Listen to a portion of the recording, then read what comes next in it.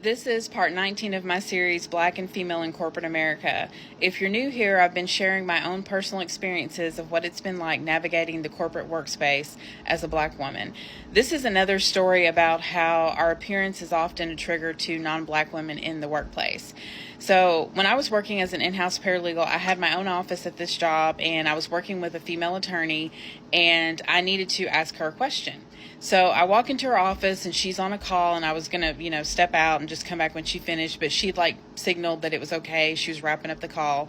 So I stood there, waited, and then while she did that, as she was motioning, she kind of, looked me up and down, which I thought, whatever, that was pretty common, so I didn't really give it much thought.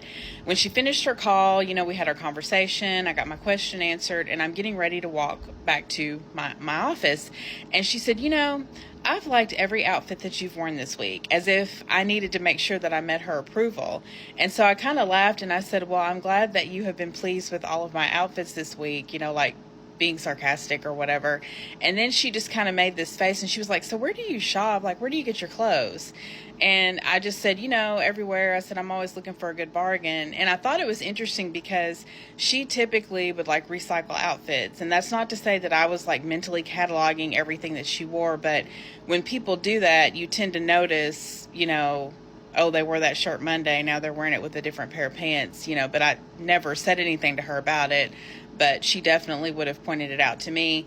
But it's just another reminder that, people look at us and think, oh, you're in a lower position than me, I'm in a higher pay grade, how are you able to wear a different outfit every day? And a lot of times I did recycle some outfits, but I would space them out so far that you wouldn't really know that, I might have wore the black pants on Monday and I had a different blouse, or I split up a suit, or something like that. But yeah, it's always an adventure in the workplace because our appearance is constantly scrutinized as if we're not supposed to look nice.